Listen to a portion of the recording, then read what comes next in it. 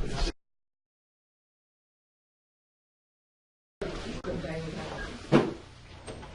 Roxanne? Good. Okay. Good evening. Call this regular meeting of the Ledyard Town Council to order for July 27th. Join me in the pledge of allegiance. To the flag of the United States of America and to the republic for which it stands, one nation, under God, indivisible, with liberty and justice for all. Please call the roll. Mrs. Davis. Here. Mr. Diaz. Mr. Holdridge. Mr. Jones. Here. Mr. Marshall. Here. Mrs. McGrattan. Yes, here. Mr. Soms. Mr. Sullivan. Yes, here. Mrs. Wadecki. Here. 600 absent. 6 is a quorum, so we have a quorum. Are the residents or property owners who would like to address the council tonight? If so, please come up to the microphone. No? All right. Town committee, commissions, or board reports? Yes. Okay. I'm Mary Thompson. I'm the chair of the Inland Wetlands and Watercourses Commission, and I'm referring to a memo that you have in your correspondence file dated July 5th, 2011. July 6th, sorry. In that memo, which is written by Mary Ann Shinati, who's currently acting as our wetlands official, she comments on the reduction of hours. She then indicates that that is not adequate time for her to perform the work. She then determines what the type of work is, and then indicates that more time needs to be added. I'd like to talk about two things. First of all, we had a conversation, and we had received a message on July the 5th, the night before, that the hours were going to be increased. This message was occurring simultaneously, so this is a case of two messages landing in the same place at the same time. One is not in response to the other. We didn't get one and say we need more hours. We didn't say we need more hours and then get another one. They just kind of landed in the same place at the same time. The second thing I'd like to make you aware of is Mary Ann has done a wonderful job for us. She's very capable and competent. Regardless of what your thinking is about the information obtained here or what you want to move forward with, we will likely be losing her. The reason being is her current time is not adequate for her to perform a good job, and she's the kind of person who, if she can't do a good job, she doesn't want to do a part-time job. The other thing is, if it were increased to 20, which is what she's proposing and what she said is needed, then we will lose her because she already has a full-time job, and she couldn't do the 20 hours. So I want you to think of this memo as coming from a neutral party or a person with a limited personal investment in it. When she did talk with us about it, we said she needed to provide a memo to you as a decision for you to make. So this memo comes to you at the direction of the Wetlands Commission and the members within the commission. So I would ask you to address that and to think about it, because the implications are pretty strong. We have had a few cases where the commission had, what's the word I want to say? There have been some things not done just because there wasn't enough time and attention to get them done. And she suggests that would continue to happen. The second thing I just want to draw your attention to is we are down a member or two, and we've sent forward a request, and we would like you to attend to that and do find us another alternate. I think the third thing coming up is we have sent something to the commission asking that 2 of our alternate members be made full-time or regular members. In making that request, here are the things we take into account. How long they have been with the commission, their commitment to coming and attending full-time, and their interest in doing that. And both people that we are moving forward have indicated that they're willing to take on the responsibilities of a regular member. The commission stands ready to provide you any more data or information you need to help you make a tough decision like this. And we understand that tough times require tough thinking and tough decisions. Are the names of the alternate members, have they been sent up to administration so that we can... I think they have. Okay, yes, Councilor Sullivan. Thank you for serving the town. Does the commission have a recommendation what we're supposed to do with respect to this letter? I mean, I read the letter to say basically listen, you can go course path A, in which case I can't be the person doing the job, or you can go path B, in which case I can't be the person doing the job. Right. But I'm not resigning, at least not yet. So, I mean, what should we do with this? I'm anticipating that we would likely see, and I do not have direct communication about this, this is my opinion, that we would be seeing something from her in the next couple months. I know right now she's staying with us to kind of help us through the process, and I think she wants to be helpful. We have some issues that are coming before us that we need her help for. I think we need to hear from you in terms of what you're willing to do, because we will shortly be going out looking for another candidate. And we need to be able to say to that candidate what the amount of hours are and what can be done with the amount of hours that are available. We have had people come into commission meetings and express their dissatisfaction with an inability to ask questions or to find help during the regular day. But I also understand that in tough budget times, inconvenience does occur. But we have had citizens complain about that to us at our meetings. Councilman? I guess I'm a little confused, since the council isn't the body that decides how many hours a week the individual that you need to work works. I know that the one thing that we did do was approve you to spend more money. Right. But unfortunately, the body that you're talking to isn't the person that you need to talk to, it's the mayor. That's the person that hires the inland wetlands person and decides the hours that they work. Okay. We're very sympathetic to your cause. I mean, we do understand it's a real hardship. I appreciate the work that you do, and I appreciate that you're frustrated. But we're not the body that can fix the problem, other than put more money towards it. So is your recommendation that we ask Mary Ann then to send this memo forward to the mayor? Yes. And that, but I would suggest that with it goes a recommendation of the commission. Say, you know, the opinion of the commission is this is the action that must be taken. I mean, at least that would give us something to say, okay, you know, do we approve that or not? We have a meeting the first night on first Tuesday night in August, and we'll be meeting on this topic again.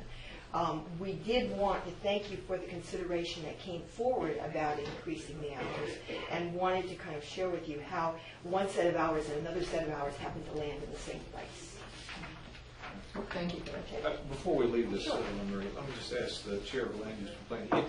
In some of the email that went back and forth as a result of getting Mary Ann Tonati's letter, which did sound like a resignation, everything except the words that resigned. There was a discussion about previous recommendations made by land use. That's correct. Okay, and what is the... Well, the recommendation of land use is that we need a 20-hour, or at least somebody in that position that can be reached during the work week. But 20 hours was thought to be sufficient. 20 hours seems to be the key. Okay, and I would ask that your correspondence on this talk to that point too, as to what's the adequacy. And if I could just add, in addition, we had a meeting over in at the big building, in Town Hall, where we had the EDC, the mayor, the planning representative, myself from the council and land use, and we discussed the reorganization of the land use department. And without exception, including the town planner, we all agreed that the current situation was not working. And that was at least 6 months ago. Yeah, and just so that you know where I think my baseline would be, I don't want to speak for the entire council, but previously we had one individual who was both wetlands and zoning. And we were under the impression, right or wrong, that that person spent a majority of his time on zoning and only dedicated a fraction of his time to wetlands. As opposed to, I guess I would say I'd be surprised to find out that that individual dedicated 20 hours a week to wetlands and only 15 to zoning. So if we didn't need 20 hours before, why would we need it now? I mean, these are just natural questions that are going to come up in the discussion, and I ask you to think about that as you put your recommendation forward. Yeah, thank you very much for coming. Thank you for serving. Thank you. Any other commissions, committees, or boards to address the council tonight? All right, seeing none, comments of town councilors. Council McGrath. In her report this month, the librarian, head librarian, Gail Bradbury, said that the patrons visiting the Bill Library are very happy that it's open at 9 o'clock. Last year, because of budget constraints, it didn't open until 10, and a lot of people were disappointed, but they're happy now that it's open at 9. Between my house and here, I lost a flyer. I went to the Gales Ferry Library, and Yeah, it was outside the door there. Mayor stole it from you. okay. No, it was on the floor out there. Okay.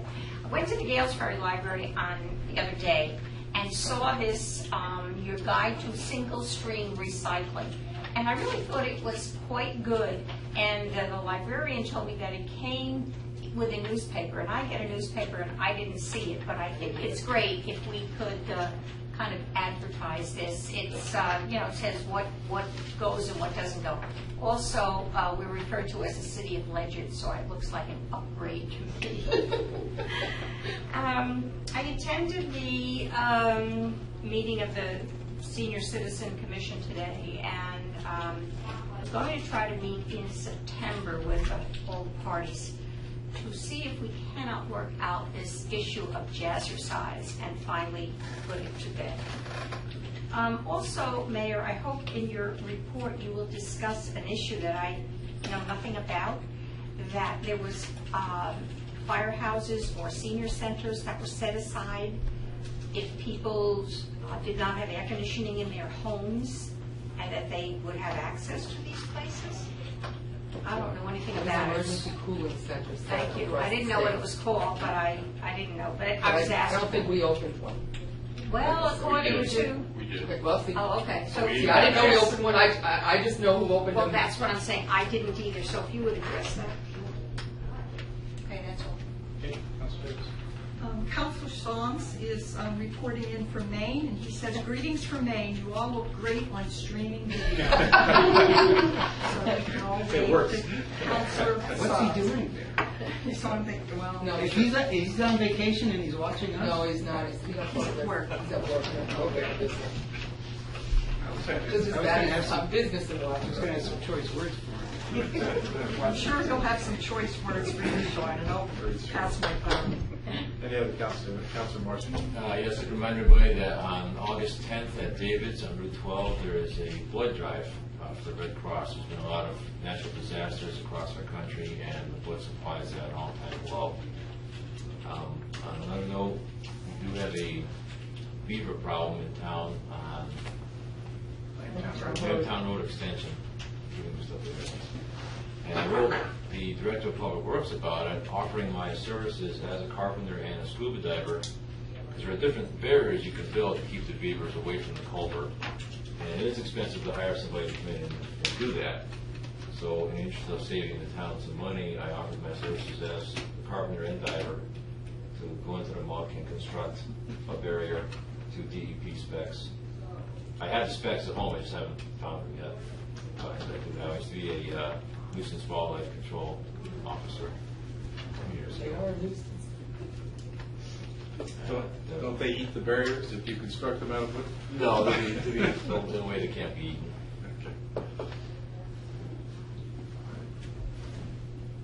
Any others? No. Okay. First item is review and approval of special meeting minutes of July 14th. So moved. Second. We have a motion and a second. Are there corrections or additions required? I saw none. All right. Please call the roll. Mr. Marshall? Yes. Mrs. McGrattan? Abstain. Mr. Sullivan? Yes. Mrs. Wadecki? Yes. Mrs. Davis? Yes. Mr. Jones? Yes. 4 in favor, 1 abstention. That'd be 5 in Oh, favor. wait, 1, 2, Should be 5. 5 in favor, Motion passes. 1 abstention. Okay. You have the communications list and referrals. Have any additional?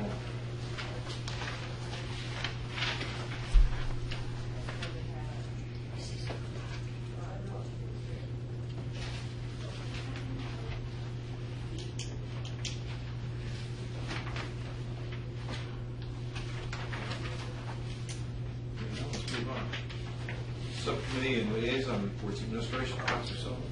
The Administration Committee has not met since our last meeting. I, too, attended the meeting today of the Permanent Commission for Senior Citizens, at least the first portion of it.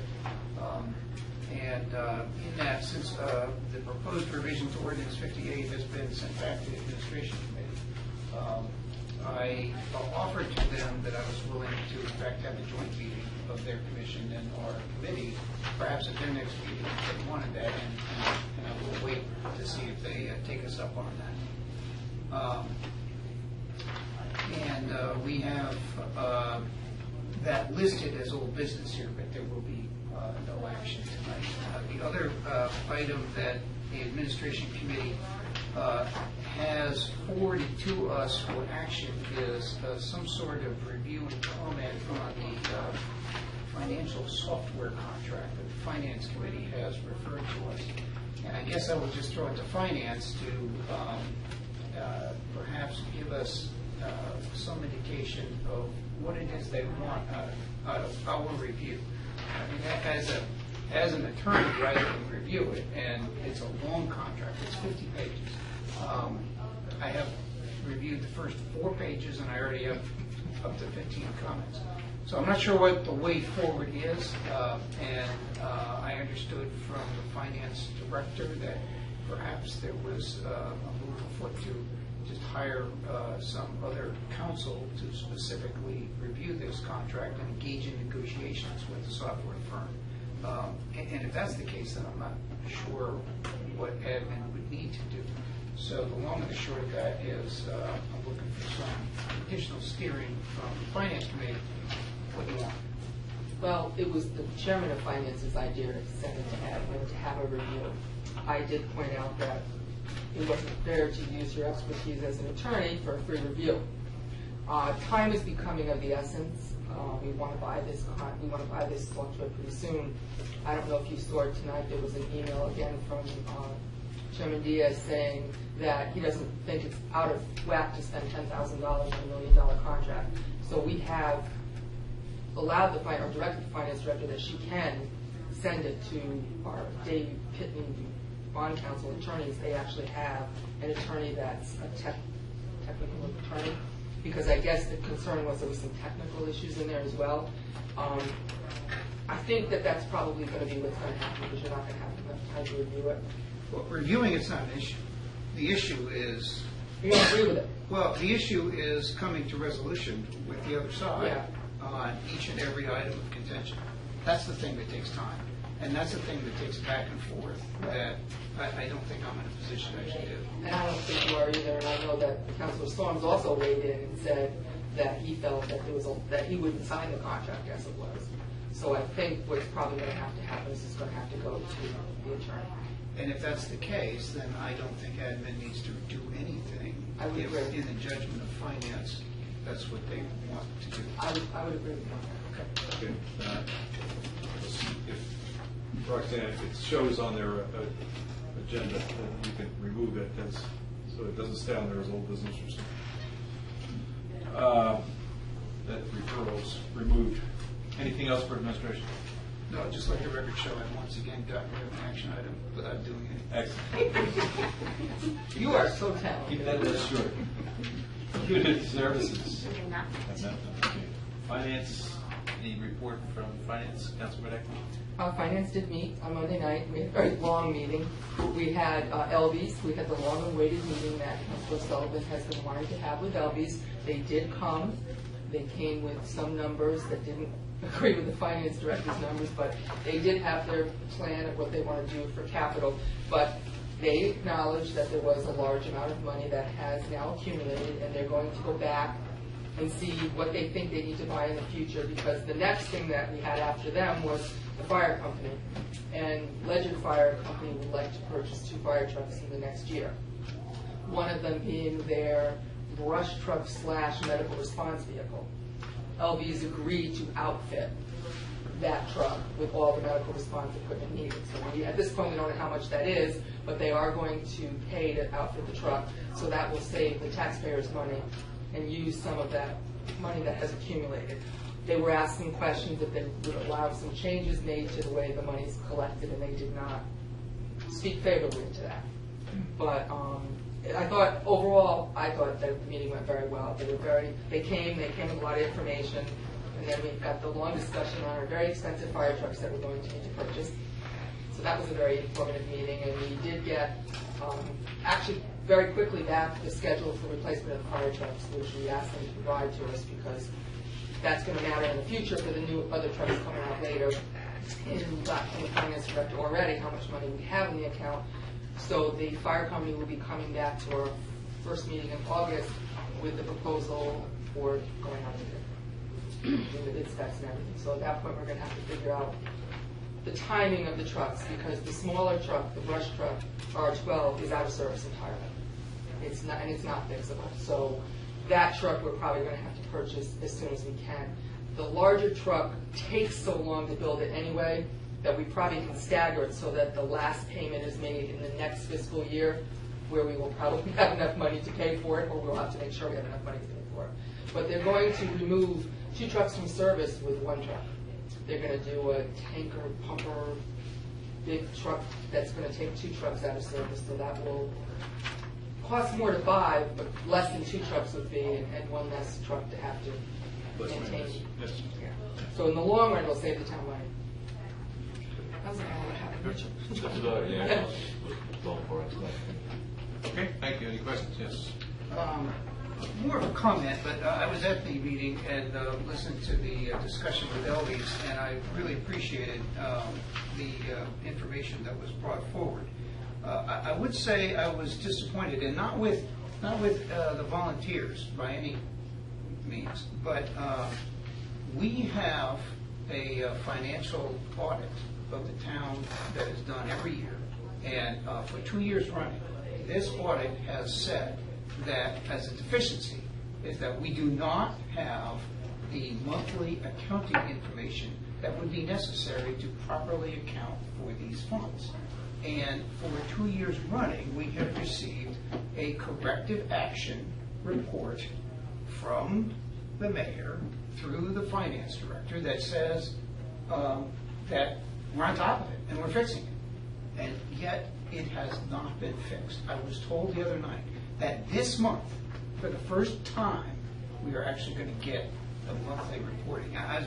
So we still don't have anything, and I find that to be very disappointing, and I guess I will look forward to perhaps getting the first monthly information. But the point that I wanted to stress to the Elvis folks, who are volunteers, God bless them for doing whatever they do, is that bills are being sent out and being paid in the name of the town. So this is not an issue of, what are we doing with the money? This is an issue of just knowing where the money is and accounting for it, because we can't allow the town's name to be used to conduct billing without knowing whether or not all the money that is actually being received is accounted for. Now, this money is coming to a firm. There's a billing firm. They supposedly take 10%. Remind me again the name of the firm? Thank you. But nobody has any data. Nobody in the town, including the finance director, as far as I can tell, has any data that would say how much do they bill every month, how much actually gets paid, and do we actually receive 90%? Now, I have no information to say that they are doing anything wrong, but nevertheless, I just find it to be an unacceptable situation that we don't have this information about a significant amount of money measured in 6 figures per year that is all done as a money exchange in the name of the town, and we don't have the information for that. So I think we left the meeting with the understanding that there would be a future meeting and that more information is needed on this to make sure that we should all be satisfied that the billing that is being done in the name of the town is being done properly and properly accounted for. That's correct. We did decide we were going to have a meeting with the representative from Pelton to come down and explain the process, because it's not just what gets billed and what gets paid, money gets written off, and there's still the issue that some stuff didn't get billed, and once that past 90 days, you can't bill Medicare. So there's still some issues that have been going on, and the last issue has been that LBs can't get onto the internet, and they haven't been able to upload their report, so that's been a whole problem. So there was a lot of good things that came out of the meeting, and yes, there will be another meeting. Information technology. I have no report. We haven't had since our last meeting. Okay, land use. Just 2 items. One is, again, on the beaver matter. Several of you saw the article in the CCM report where town of Salem has a similar problem, and they went to they just hired a trapper. And, you know, I sent this article on to Steve, and maybe we're overthinking this, and maybe that's a simple solution, and maybe we even have a volunteer that's going to. If we don't want to do that simple solution. If we don't want to do that simple solution. So anyway, I mentioned that we all saw that, and I did forward it on to Steve. And then at our meeting, I failed to report this at the last meeting. At our meeting, we took a look at a recommendation from the EDC in regards to removal or disposal of the portable classrooms at the Gales Ferry School. And Councilor Diaz was there, and he agreed that we could refer it to finance. Oh, thanks. You're welcome. So I follow your, Sean, your Just leave, just pass it on. and so we are passing along. The portable classroom situation is such that, you know, they're not worth anything. Nobody really wants to buy We've been them. trying to sell them. If you could get somebody to take them free, it probably would be a good thing. Okay. Any questions for Lance? Okay. Our Board of Ed liaison is not here tonight. Any other liaison reports other than? Yes. Attended the EDC meeting a couple weeks ago, and our town planner, Charles Connell, touched on a few things briefly. The Elgin Height project bid package is at the state level now for review, and we should be ready for bid in 2 to 3 months. So that'll be good news back. The CVS is on schedule, which is going good there. We have a public hearing probably in September, in which we'll see a site plan and proposed rendering of what the building's going to look like. I'm good to see that. The best case scenario, we could be breaking ground in November. And with any amount of luck, it'll go union. We've also applied for a steep grant to help out the Riverside Mall, otherwise known as Job Lot. Yeah, I saw it down on Gales Ferry. The grant's for $325,000, $25,000 for design work, and the balance for landscaping and the facade, just to make it look better. Try to attract more customers. They have a new real estate guy working for Job Lot that's really going actively pursuing tenants for all the vacant spaces. One recommendation was possibly a Trader Joe's, which I guess is a supermarket, more of an upscale supermarket. And there isn't any in this area, so it would be a destination for people to come to. Bring people in, that'd be good. The farmers market is doing really well, very successful, becoming real popular, well attended. But it's not all just fruits and vegetables up there. There's a lady up there that calls herself Maria's Kitchen Craft. She has this awesome chili sauce. I had that the other night, and it was over the top. So please go check it out. They've got a wide variety of products up there, not just fruits and veggies. And it's on Wednesdays. It's on Wednesdays. It's going on right now, probably. No, it ended. It's only 3:30 to 7. That's my report. Okay, thank you. No other reports. Mayor Allen, report. Thank you, Mr. Chairman. Let me go to the cooling centers first. Yes, we did. We published it everywhere we could. Firehouses, talked to the fire chiefs, offered the firehouses, and that they could, if they needed to, staff them 24/7. The senior center has been used before, but that closes at 2:30, and so the firehouses made sense. We didn't have anybody that sought to use the firehouses, but we put it out there. I think it was Thursday, Friday, Saturday were the 3 worst days of last week, and so we did put those out there as cooling centers. On the fire truck thing, I've talked with both fire chiefs, fire marshal, and the chairman of the Public Safety Commission, and we want to sit and talk about the overall big picture needs for emergency services, especially fire. And there are those who indicate that we're over-equipped. It's not a universal feeling across the board, but a discussion is important. A discussion that starts with us, but eventually broadens out to include those communities around us who are already responding to us under mutual aid agreements. There are places in town that we can't get there as fast as either Subbase or Mashantucket, and so we need to look at what do we really need for equipment. Do we really need 2 heavy rescue trucks in one town? We have more equipment in Ledyard than New London has in the whole city. That's not necessarily bad, but it's time to look at, before we spend hundreds of thousands of dollars more, take a look at what are the response times? Are there ways that we could alter the responses and the way we dispatch and so forth to be able to provide the service that's needed, but maybe we don't need, it's either 12 or 14 pieces of equipment. We have a lot of stuff. And it's expensive to maintain. And part of the problem with Ledyard Fire number 1 is that the trucks are old and the cost of maintenance is eating them alive. So we want to have that discussion. I forwarded to you the resident trooper contract for your review. The state would certainly like to have it signed.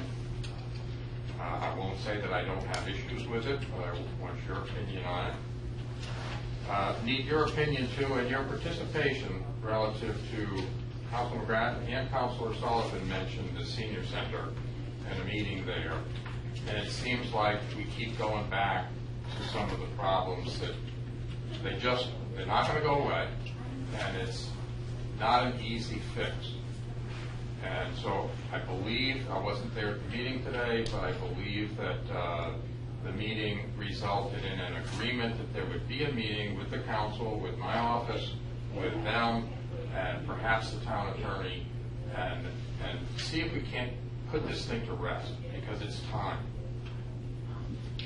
Speaking of, I'm sorry. Let's have more on that. When is this meeting going to take place? They just met today and talked about it today. September. I'm not available before September, that's why it's not. I don't think we need this meeting. I think that if you took the Parks and Rec director and the senior center director and sat them down in the same room. I've done that. Yeah. I'd be able to resolve this. I mean, I understand that there's supposed to be a file of complaints, but no one has seen this file of complaints against Jazzercise. I mean, I think a lot of this is myth that just keeps being repeated, and The ball that's rolling. it's self-supporting myth that there's something bad about Jazzercise. I don't disagree with you at all. The people who attend Jazzercise are senior citizens. I mean, this is so blown out of proportion by a few of the participants, and the longer it festers, the worse it gets. I mean, you do us all a favor and just put this thing to an end. I can't. I don't have administrative control of the senior center. The senior center director does not report to me on her day-to-day activities. She reports to the permanent commission. I don't have the authority. Then tell the Parks and Rec director to find another location. I mean, just make it go away. A couple of points. One, yes, she does. As we were corrected at the public hearing, what is in the ordinance doesn't refer to the director of the senior center. It refers to the statutory position of the person who is the advocate. There's nothing in the ordinance that says that the senior center's director does not report to you. And like all employees, and like you then, she does. Not a job description. Well, In ordinance, that ordinance, you're absolutely right. The change that you're making to the ordinance applies only to the municipal agent for the elderly. We have chosen for some time to put the two pieces together and have the same person doing both positions. But one's statutory and the other one is a job description. But even if the same person did both jobs, in the director hat, that person reports to you. Only for administrative matters, but not for policy, not for her day-to-day operation of the center. It's in her job description. The permanent commission operates that center. Well, in which During- which capacity is she opposing the director of Parks and Rec? The policy of the permanent commission. I wasn't there today, but I know our town attorney sat through it. I know that Council Sullivan sat through at least part of it. We have to solve this. We absolutely have to solve it, but the various parties that have authority in that building, etc. And Councilor Davis earlier, several months ago, suggested that the policies need to be reviewed of the senior center operation too, because they're not all being followed. It's a multi-part, nothing is simple these days, Well- and what it looks like it's simple isn't. No, but the 2007 policies in themselves are probably fine. They aren't necessarily applied evenly, Right. but the policies themselves are fine. But I don't have the authority to tell a permanent commission that they need to apply their policies differently. The permanent commission doesn't report to me at all. Right. So why don't we just accept that they have the right to say they don't want that program in there and find another place for it? I completely disagree. You may believe that you don't have the authority. I completely disagree with it. I mean, you're the chief executive of the town. There's inherent authority that goes with that, and I believe you have it. And I believe that what you need to do here is you need to look one group of your constituents in the eye. That's either going to be this group of people who exercises in the jazzercise program, or it's going to have to be the group of seniors who oppose that program. And you're going to have to tell them that they lose. And that's all there is to it, because that's what is needed here. And I believe that you have the inherent authority to do that. I believe that you can make the argument, although I don't agree with it, that legally they have some control of the building. But there is very clear in the town charter that if there's a contract, that only the mayor gets the authority to abrogate the contract. So there's a contract here. So while there may be some legal stuff that says they get to control the building, there's also clear legal authority from the charter, which trumps all those other things, which says, hey, only you get to say that a contract gets abrogated. So decide. Either you're going to abrogate the contract or not, and then tell everybody what the answer is, and put this to bed. But you, sir, are the same person who said that there was no grounds for breaching the contract. I said that that was my opinion, but if you want to breach the contract and bring on whatever the legal consequences from that might be, should there be any, by the person who is aggrieved by the breach, well then that's your call, and that's what the charter gives you the authority to do, and that's what would be necessary here to make the seniors happy. I don't know that they can be made happy, but the town attorney has rendered an opinion, and I provided to the senior center director, and therefore to the commission, that there is a strong argument that can be made that there was a quasi-contract entered into in the March timeframe. And so March of next year, that quasi-contract would expire, because for 2 years in a row, there has been a piece of paper that has been signed by parties with that date. And so what's been provided to the permanent commission is that they have the opportunity between now and March, they have the opportunity to decide what they want to do come that expiration. I read, and the town attorney is here, maybe she can correct me if I'm wrong, but I read the piece that you prepared in response to the letter from the permanent commission. And I thought it was informative, but I didn't think it came down on one side or the other. I thought it just sort of laid out all the background information. Did I miss an opinion in there? Sure, it came down to the legal conclusion that the permanent commission has the authority to make the policies on how to operate and use the building. permanent commission can allow individuals or groups on a temporary basis to use the senior center for senior-related purposes, and the town council reserves the right to let individuals and or groups to use the senior center building for any other purpose, as long as that purpose follows the policies that have been set by the senior center commission or the permanent commission. And we knew all that going in.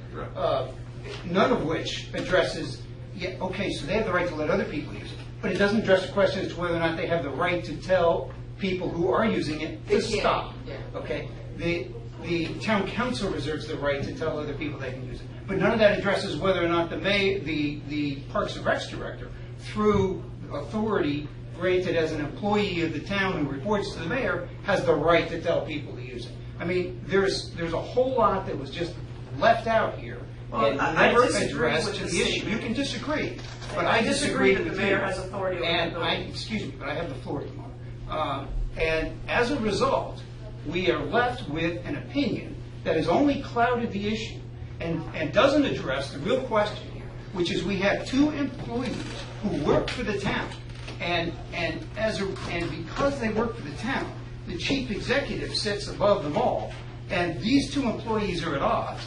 And why is it for everybody else to talk about this problem? This is something for the chief executive to demonstrate leadership and just solve the problem. And it has not happened month after month after month, and we continue to have to waste time when we have other far more important issues to address. Now I'm done. I would like to address that I don't think it's accurate that the mayor has any control over the senior center based on the resolution that gives the permanent commission administrative control. I understand Councilor Sullivan saying he's the executive of the town, so he has control over all the buildings. To the extent that that were true, then that resolution wouldn't need to have given him administrative control over the Gales Ferry building, because as the executive, he had that anyway. So to the extent there are resolutions dating back to 1977 that give administrative control of various buildings throughout the years to the mayor, that negates the argument, in my opinion, that the mayor has executive control and the control over all the buildings. If administrative control, Councilor Sullivan, wait. if administrative control is being given, then that suggests that there is something to have been given. If he had the control, you don't need to give him the administrative control. Well, it may be that the council resolution in the past stated the obvious, that where it wasn't otherwise designated for somebody else, it was designated as being the mayor. And that may be that stating the obvious, and it's no change. But in your opinion, did you look at whether or not the director of Parks and Rec had overstepped his authority in making a contract that utilized the space that was controlled by another group? I wasn't asked to look at that. Had I been asked, my opinion is yes. Yes. So I think that is something that, at the mayor's level, you could say, Mr. Greasy, you obligated the town and you did so incorrectly, perhaps. And we need to find another place for that contract to be exercised. I mean, that is a possible outcome that you certainly can do on your own. But administrative control, when we assigned administrative control, that was the body that was responsible for maintenance and building taken care of. It didn't say every building in this town is owned by the taxpayers. I mean, every building is owned by the taxpayers, and every taxpayer in this town should have the ability to use a building if they ask to and are given permission. And as a taxpayer, I'd be offended if I attended a jazzercise class at a senior center owned by the taxpayers because they paid to build it, and now you're telling me we can't use that building. I mean, I would be offended. Well, I think that if the permission had been requested in the first place, then we wouldn't even be having this, right? And it I probably would have been approved. But I think it's one of those things where they didn't ask, and that was offensive. And I suspect that your statement is correct. So, And if that's the reason, then that's the reason. But I disagree completely with the legal conclusion that a resolution of the council is binding on the mayor. It's not. There's statutes, ordinances. A resolution is simply a statement of what the council believes. It does not take the place of the inherent authority granted through the chief executive, through the charter, which trumps all else. And I'm simply making the point that this is not a question of looking at any of this language and trying to find out through any of this arcane language, which was never passed with this situation in mind, and trying to decide how that applies to this situation. I think that is just bunk. This is a leadership issue. This is something for somebody to just say, look, I'm in charge. I'm the chief executive. This is the way it's going to be. Somebody has to win. Somebody has to lose. And that is what is not happening. That's what's going to happen in the end, because no matter which way it goes, someone's going to win and someone's going to lose. Okay. Is this all the same matter? Yes. Okay. What else? What? Okay. There are some members of the Permanent Commission for Senior Citizens who object to jazzercise. They don't have a problem with anybody else using the center. Somehow they feel that jazzercise is an international organization that's out for profit, even though everybody that instructs at the senior center is making a profit. And they can't, and they don't like the way Parks and Rec allows the jazzercise program to be ongoing. They say, well, the other programs have a finite, 10 weeks, yeah. 12 weeks. So they object to things that really are none of their business. I mean, how Parks and Rec runs runs their program. It's different than perhaps their other programs, but it shouldn't be their concern. And most of them are not there when jazzercise comes in at 4 or 5 o'clock. They're gone home. So there's really no effect on their day-to-day activities. Nothing has been denied them. They can use everything.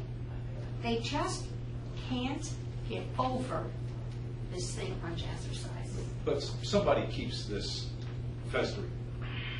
I don't know.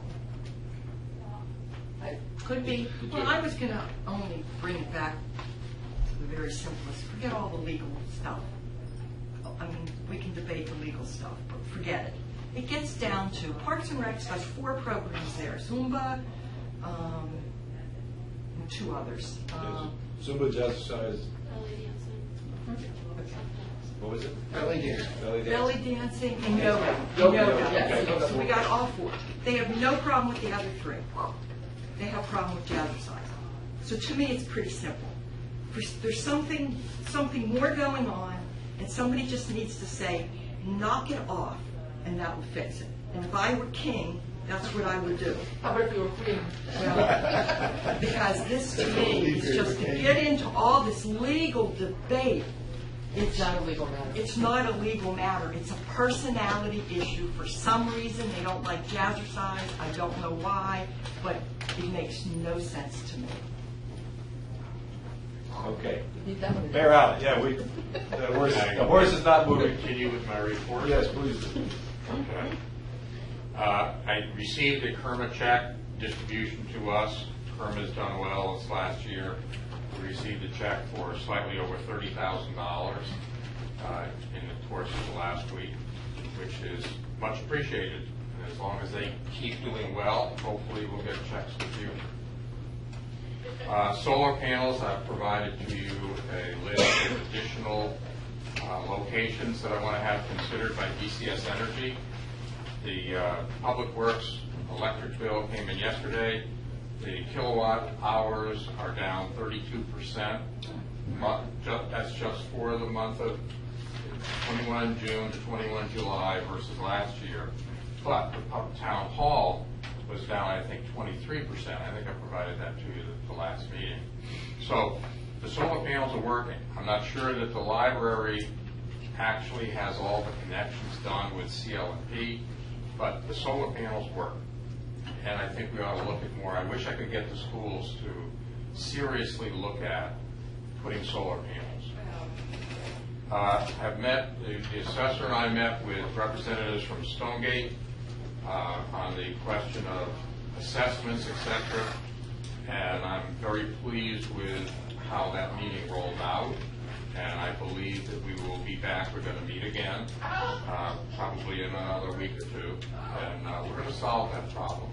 This refers to Mr. Elfrich's Yes. Yes. request that he's made specifically. Yes. Yes. Crack sealing for the residents, and I think you've seen the crack sealing. I haven't seen a road where it started, although I thought it was starting on Monday. Crack sealing is starting. 40 miles of roads will be done. It'll be a little bit difficult for people. They're going to have to be careful. But it's an important part of the road management system. Are we using the same company we've used in the past? To do the crack sealing? I'm not sure. I don't want to take a guess. I asked that question because they didn't put signs out, they didn't have anybody directing traffic, and if you're driving down a country road and you go around a corner, and there's a guy in the middle of the road with this little wand, it was very dangerous when they crack sealed Churchill Road a couple of years ago. Okay, a couple of years ago. Yeah, Okay. it was very, very dangerous. They didn't have signs out, they were just walking around, and one guy had his earphones, his iPod on, which many couldn't hear. I mean, it's wonderful, you can't hear the cars, I just don't want to see someone get hit. I'll check and see. I'm quite sure it's not Patriac who does the paving, but I'm not sure which contractor is doing the crack sealing. The auditors are here. The auditors are tying up the finance department.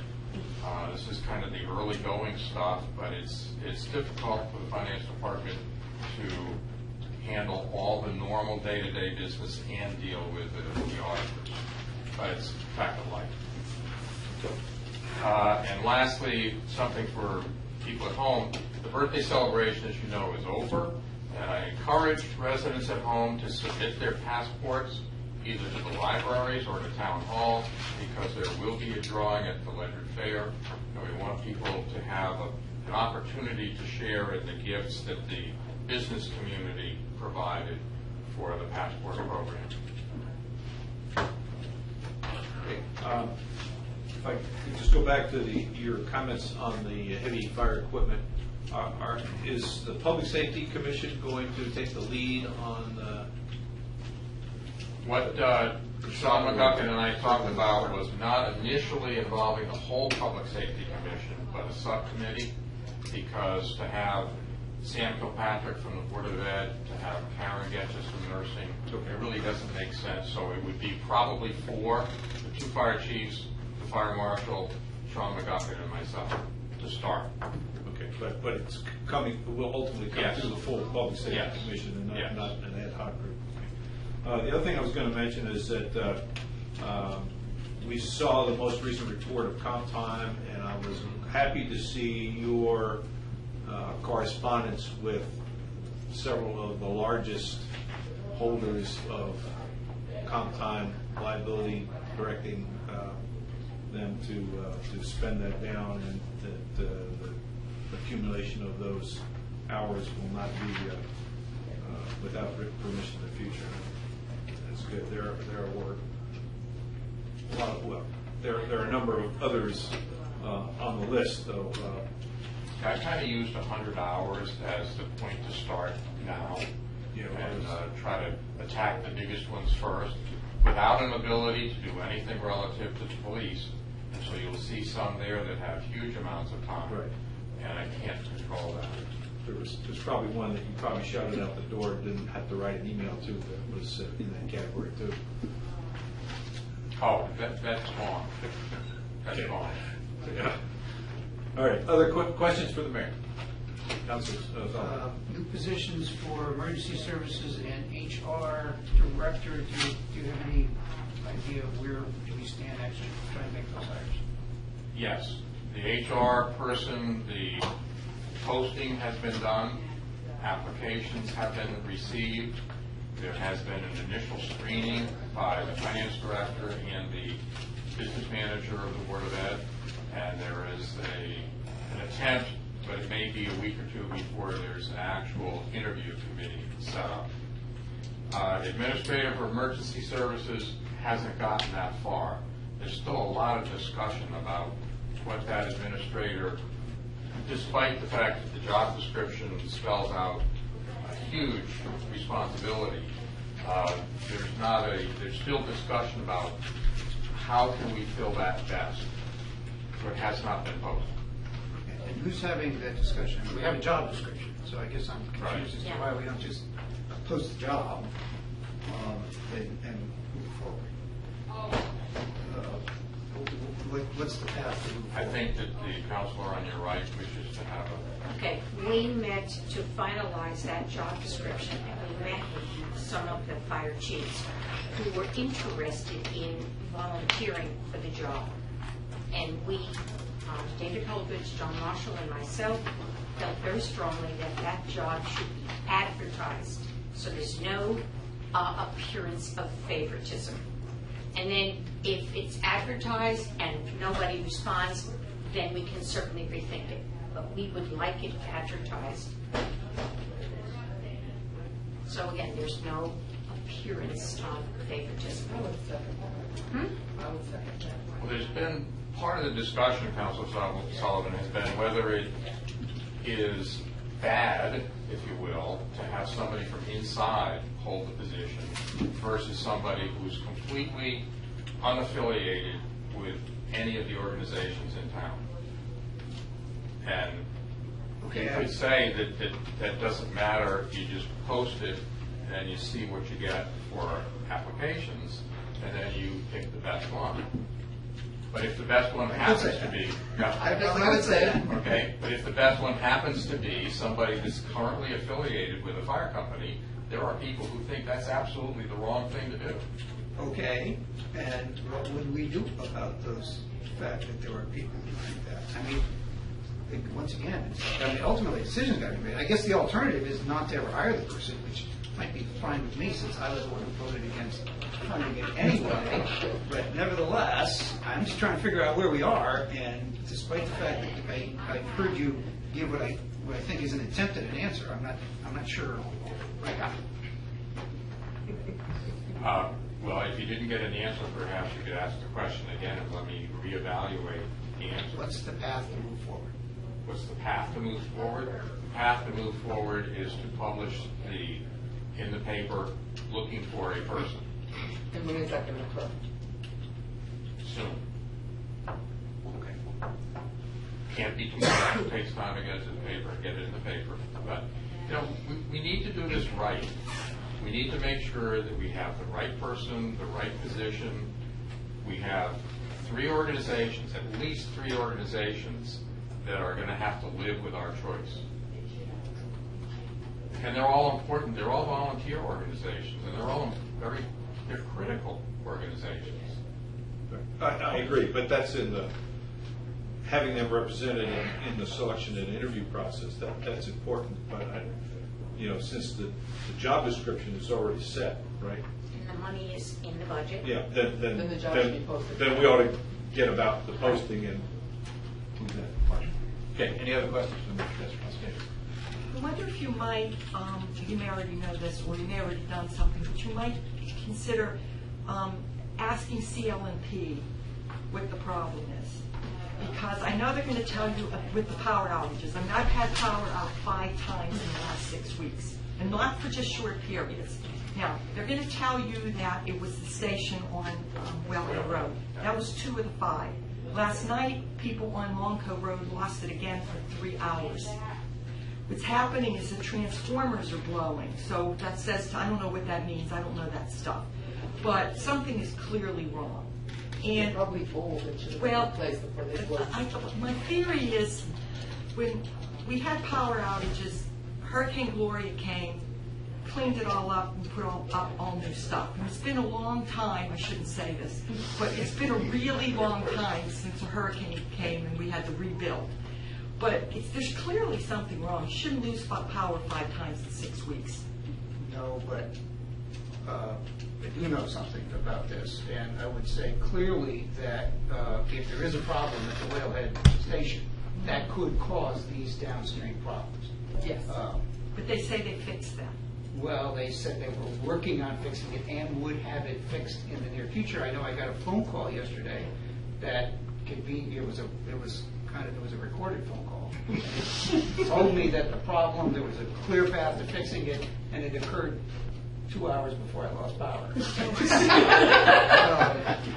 Great phone call. Right. The short story is that what I understood from the phone call was that there was a problem at the Ledyard station. They had a plan to fix it, and they intended to have it fixed in the very near future, but it wasn't fixed quite yet. I'd like to know what the very near future was if I lived there. They said, I don't remember the exact words, so I don't want to be quoted, but I got the impression from the phone call that it was within a matter of weeks. Weeks, 2-3 weeks, something of that nature, but not 2-3 months. Soon. Okay, other questions for the mayor? Okay, we have only one item under old business which we're not acting on. Before we begin new business, I propose to modify the agenda. You have before you an additional revised motion sheet. So my modification to the agenda is to replace item 2 under finance with the modified item and add the other item as item 5 under general items, discussing possible action on the President State Trooper contract. Is there a second to my motion? Second. Please call roll. Mrs. McGrattan? Yes. Mr. Sullivan? Yes. Mrs. Wadecki? Yes. Mrs. Davis? Yes. Mr. Jones? Yes. Mr. Marshall? Yes. 6 in favor, 0 opposed. Motion passes and the agenda's been modified. Okay, item 1 under finance. I move to approve the payment of Siegel invoice number 164876 in the amount of $692 for actuarial and consulting fees for 2 retirement calculations in the town council's capacity as acting pension committee. Payment will be made from the proceeds of the plan. Second. This is just 2 normal calculations that we pay for when people request them. Please call roll. Mr. Sullivan? Yes. Mrs. Wadecki? Yes. Mrs. Davis? Mr. Jones? Yes. Mr. Marshall? Yes. Mrs. McGrattan? Yes. 6 in favor, 0 opposed. Motion passes. Revise item 2. Counselor Whittaker. I move to transfer $3,183 from Fund 24, account 241170110001 to account 1-314-95190 Emergency Services Building to replace the soft start controller in the garage bay. Second.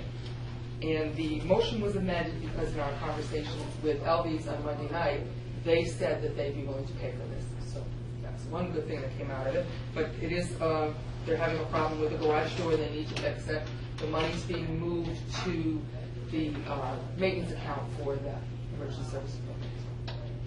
Okay. Yes, Counselor Sullivan.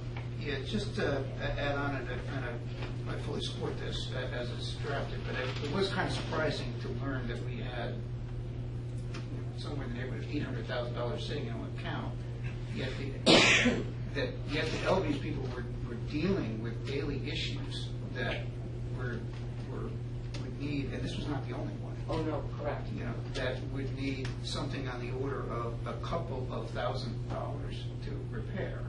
And it seemed like there might be some sort of a rub there between, well, they're in the building, but the fire company seems to think that it's ownership, and in any event, I would think there's certainly no reason to have them dealing with minor annoyances if there's this much money available to fix it. To add on to that, there was discussion that there are several other issues in the building that, while it's a new building, according to Elvis, we cut a few corners at the end to save money because we were running out of money. And there are a few other items that they think should be fixed in the building. So in the next meeting, that's what they're supposed to come forward with, is some of those other items. Please call roll on item 2. Mrs. Wadecki? Yes. Mrs. Davis? Mr. Jones? Yes. Mr. Marshall? Yes. Mrs. McGrattan? Yes. Mr. Sullivan? Yes. 6 in favor, 0 opposed. Motion passes. Item 3, Counselor Whittaker. I move to recommend the town council grant a bid waiver to W.R. Allen Company Incorporated in the amount of $42,352 for bid number 2012-01 for the highway garage mezzanine due to receiving fewer than the required 3 bids. Second. We only received 2 bids for this. This was the low bidder. The other bid was significantly higher, almost $70,000. This is part of the mezzanine issue that we've been going to do some of this work. So this is a little bit more expensive than we anticipated it being, but I think Steve Maslin will make it work. Okay. Any questions or discussion? No? Please call the roll. Mrs. Davis? Yes. Mr. Jones? Yes. Mr. Marshall? Yes. Mrs. McGrattan? Yes. Mr. Sullivan? Yes. Mrs. Wadecki? Yes. 6 in favor, 0 opposed. Motion passes. Okay, under general items, item 4 is a discussion regarding Ledyard Health District litigation. Town attorneys here will take part in the discussion. Because Ledyard is not a participant in this case, we can discuss this not being an executive session. I sent you correspondence the day after the hearing. Although we're not a participant or a party to the litigation, the judge had reached out to myself through Ledyard's attorney, Maria Ackley, asking for a representative of the town to come and sit down and talk with the occupants of 9 Parkwood and just discuss the going forward. So I sent you a summary of that meeting with the judge. Basically, during the meeting, the judge spoke with them. They both, Mrs. Bard and her daughter, indicated that they have found alternate housing and that they were just in the process of securing leases. They have until August 15th to vacate the premises before it will be condemned by Ledyard. I received a phone call from Mrs. Bard, 3 phone calls. The most recent of which was yesterday. The judge had asked her to provide me with estimated moving costs or relocation costs, the actual what she expected to incur in moving her property to another place. I know she was confused in what the judge was asking, so I'm not going to tell you what she had estimated the cost to be. Suffice it to say, it was much higher than what the town in any way could be obligated to pay. And I suggested that she go back, and I reminded her that assuming the town had to pay anything or reimburse anything, that we would need receipts for the actual expenses that are occurred, that we're not just going to write a blank check based on a representation. So the long and short of it is they are moving, as she tells me, this weekend. She and her husband and son are moving into a home nearby here. And the daughter and her family are moving to another town. So it's my understanding that they're moving this weekend. I don't have an estimated number. I had hoped today I would be able to just give you an idea of what they were looking for, what they had expended. The judge suggested to them that the moving costs would be in the range of $400 to $500, the actual, for hiring a truck and moving their property. So I would suggest that that is approximately what they may be seeking for reimbursement, but they'll present a receipt when the time comes and we'll look at it. If I could ask, Yes. as you cited in your email some prior cases and some references in the statutes, it appears to me that it is still unclear that there is any requirement to pay relocation costs because of a health district violation, that all the other things you cited were for other causes. And what this amounts to is asking the town to pay relocation because of inaction on the part of a person's inaction. Right. What I included in the email, I included one case. I had discussed it with Counselor Sullivan. And it's a 1982 Superior Court case that itself found in 1982 that the act that requires us to pay relocation costs only applies to housing codes violation, housing code enforcement. Building code, not housing, in reverse. Ultimately, and in my discussions with Counselor Sullivan, it's a Superior Court case, it's from Hartford, it's a 1982 case. There's a subsequent case I didn't have time prior to emailing you. I just wanted to get you this information to look at. A Connecticut Supreme Court case from 1994, so after that. That suggests that, in fact, that doesn't suggest, but basically the Supreme Court holds that the term enforcement activity, displacing someone because of enforcement activity, is in fact, it could in fact encompass both housing and any other kind of code enforcement. My concern with not paying anything, and it's absolutely not my call, I'm just putting it out there, is that they, certainly from the judge and from Ledyard, are expecting to be reimbursed at least for the moving costs. In fact, the judge suggested, and I contended that it wasn't accurate while we were there, that the town might even be liable for security deposit and a first month's rent. And I said, you know, I don't think that's the case, Your Honor, but at the time I hadn't done the research. So, so when we left, as I showed you in that email after that meeting, when we left, they had been under the impression, or certainly had heard numbers, of about $1,500 a piece, for a total of about between $3,000 and $4,000. Because the $1,500 plus the $500. Why do we have to pay for 2 rooms? They're living together now. That doesn't matter. The statute will tell you that it's anytime you have to displace the occupants. So they're moving. So if they all moved, if they moved to 6 different households, we would have to pay for 6 different rooms. Arguably, yes. Now they can also say if they don't want to give us a receipt, they can also. There's also a statutory scheme for just agreeing to a sum based on the number of rooms at the house, and it's under the same regulations.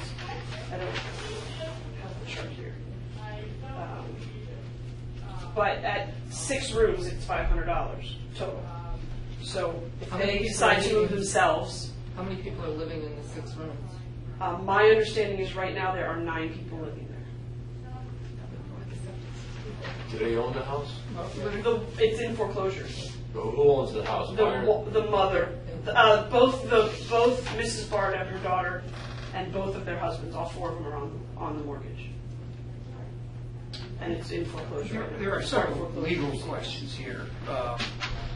And I've seen the Supreme Court case that Attorney Diaz refers to.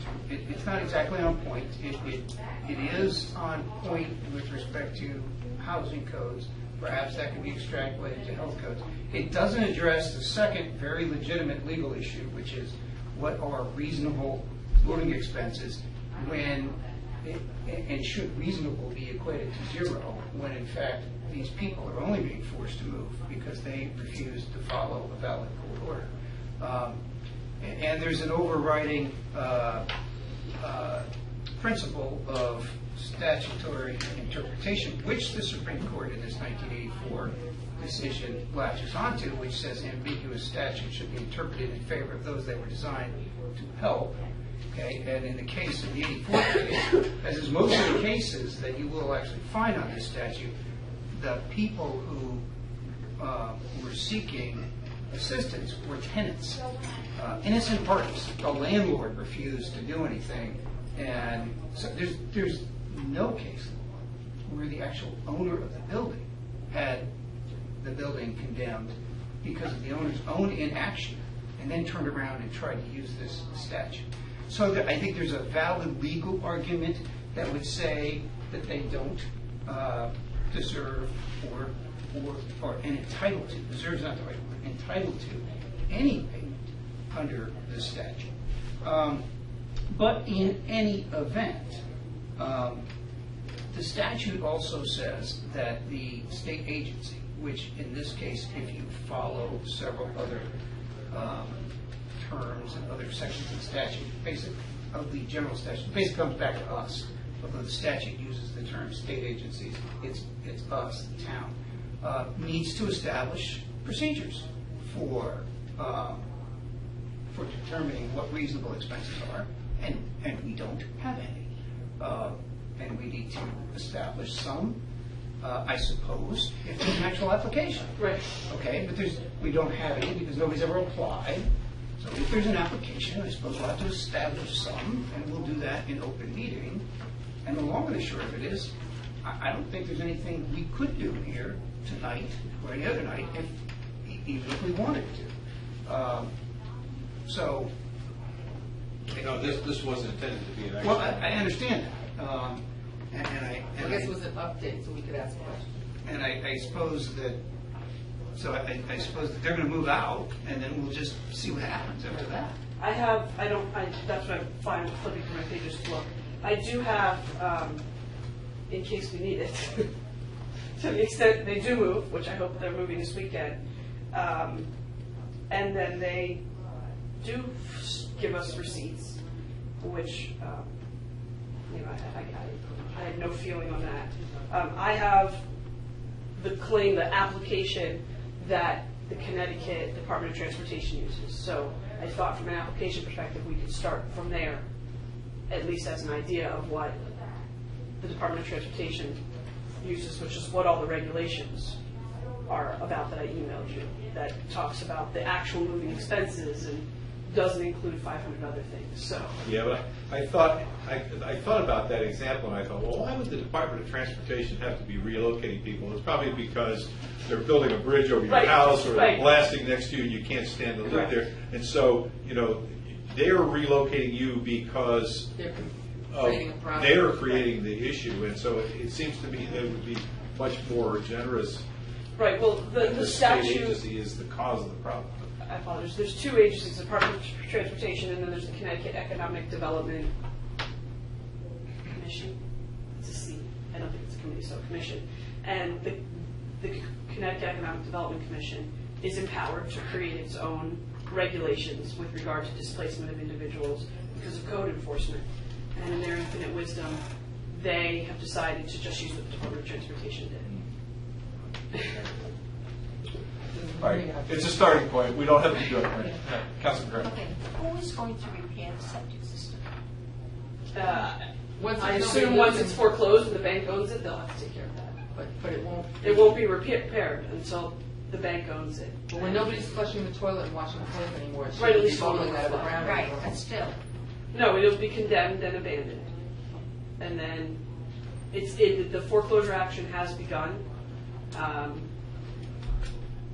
which is at least a Sounds step. like light in the neighborhood. It does. The house Do we next know door. if Seventh? I haven't noticed, I drove by today intentionally, I haven't noticed any progress, but they do have a contract with Buttermore to do it. So the judge gave them till, I believe, August 31st to have it repaired. So that's their current order. But at the time of their last meeting with the judge, they did have a contract with Buttermore. Councilman Davis. I'm not sure that you're aware, we received an email this week from our representative on the Ledyard Board of Directors Okay. about he attempted to reach the Bards by phone and also went to the home in person. And, I don't think that's probably a good idea, that he go there in the capacity of being a representative of the town as far as Ledyard, and perhaps he should be told that he should not do those kind of things. When Mrs. Bard spoke to me on Thursday, she told me that, and that I guess he was very upset with the message, and I said certainly wasn't something that the town itself had asked him to do. I mentioned to the mayor, so I expressed my concern. she was upset. She wanted to be here tonight. I expressed my concern 2 meetings ago that was a poor choice to have put him on that as board of directors. And then 2 weeks later, we get this email. So She had intended originally to come tonight, and when I spoke with her Thursday, she was very upset about the visit and felt that her neighbors were making her uncomfortable. And I explained that there was going to be no action, that we were just updating so that we would know where we were going forward. And so she asked. Mayor Allen, the across the street neighbor had sent an email Yeah. to Roxanne and to you. Kroll, I think the last name was KROL. And have you replied? Yes. Because Yes. the information he's hearing is way off the mark. That's right. Yeah, I think in that email, he mentioned the town buying the property for market value. Yeah, I responded. Is there another status conference? There is not. the order went in that on August 15th, if they haven't moved, actually it doesn't particularly matter if they've moved, the house will be condemned on August 15th. The only thing that would happen next is, apparently, if they're still in the house on August 15th, when the house is condemned, then Ledyard has to go back to the court and ask for an ejectment order. It's apparently not automatic. You can apparently live in a condemned house until you're ejected from said house. So, assuming they move out, the house will be condemned on August 15th, and we wait to receive receipts from them, and the foreclosure action goes through, and hopefully the bank fixes the septic. Which, I was going to say, what's your... It's years. Yeah. I have bank foreclosures Right. that I visited 2 years before it gets That's to that point. So, that's where that stands. What I'm having a hard time with is these people own this property. Yeah. They created the problem. They came to us over a year ago looking for help, and we couldn't offer any. Now they have to move because the problem never got fixed, and now they want us to pay the help, to pay to move? Well, this, again, and we can argue the legal semantics, but arguably the statute requires the municipality to pay. But wasn't that for rental property? No. If the landlord refuses to fix it? Well, I guess it's your interpretation, because the statute's kind of silent. And there's no legislative, interestingly, there's absolutely no legislative history when this was established. Well, and there's a reason for that, but I don't think we need to go in here into that in detail. But the statute was written as a uniform relocation act, so it applies to two circumstances where government forces people out of their home. One is eminent domain, and two is code violation. The language of but there are then 3 separate provisions in the statute for what must be paid.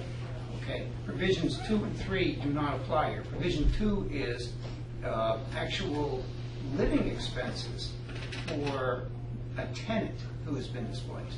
So if this were a rental property and we were pushing the tenant out, then the tenant would get to go somewhere and be able to actually send us their rent bills. Yeah. And we would have to pay those up to $4,000.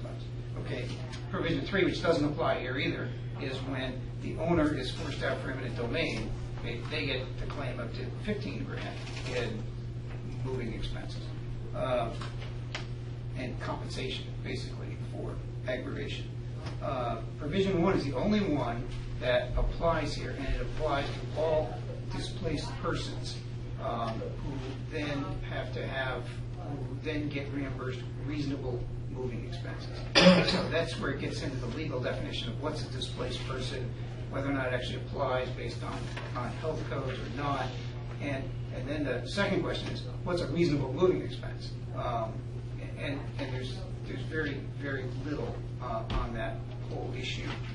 And you heard me mention the second valid legal question, which is anything reasonable under the circumstances we have here? I'd like to wait and see what the bills are, because it may be that it's just cheaper to pay the relocation than to fight it in court. I mean, if they come forward with some huge bills, then we're going to have to reevaluate it. But the best thing that can happen is they move, the septic system stops spilling out on the neighbor's house, lawn. So I think we just need to wait and see what they come forward with, because they may or may not even produce receipts. Okay. Other questions or comments for our town attorney? Thank you for coming Thank you this very evening. much. And we have one further item, item 5. I will make this as a motion. The motion is to adopt a resolution authorizing the mayor to contract with the state of Connecticut for the resident state trooper programs contained in the draft dated July 26, 2011. Second. Thank you. You have a copy of a draft, and included are the email trail, but as the mayor forwarded this to us, he said that there was little change from the previous year, although I believe there is a clarification on the overtime, and we have to pay 100% of the overtime cost for the resident trooper but that was the only substantive change in this contract from the last one, as I understood you were forwarding memo, is that correct? That's what I understood too. Any questions or discussion? Councilor Sullivan? Yeah, no idea what, if any, leverage we have here. Maybe none. Do we have? I Correct. suspect that. I mean, what are the implications of not signing? Well, They'll the give us last 30 contract, days notice and they'll pull a resident through. well, no, the last contract you didn't sign for a year. I know, but the So they- leadership has changed at the troop They- and at the higher level. The last contract, the mayor attempted to change things in the contract. There was things in the contract that he did not like, did not sign the contract for a year. And they get pretty nasty after a while. So the implication is if we don't sign the contract, they could pull the residence statute. Enforce part. Would they? They told These me days, they probably would. He told me they would send the 30-day notice. So, tell me what your specific issue is. Well, one of them is with their ability to control overtime. Lieutenant Casista is the new Troop E commander, and they won't let you change the contract. I expressed strong objection to them establishing when they would have the resident trooper on overtime with us paying the bill. And Sergeant Gilman comes across, I don't think you've met him yet, but Sergeant Gilman comes across as an outstanding young trooper. And he and I have talked about overtime, we've talked about his admin day off. I said, you don't come in, you don't work on your day off unless there's something that we need you for. And the lieutenant at the barracks has told me that they will not abuse the overtime provision in the contract, which gives them the ability to determine when the trooper is working overtime. But they won't let me change the contract.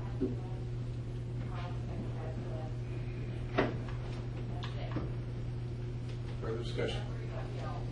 Ready to vote? Please call the roll. Mr. Jones? Yes. Mr. Marshall? Yes. Mrs. McGrattan? Yes. Mr. Sullivan? No. Mrs. Wadecki? Yes. Mrs. Davis? Yes. 5 in favor, 1 opposed. Motion passes. Motion to adjourn. Second. All right, without objection, we adjourn right at 9 o'clock.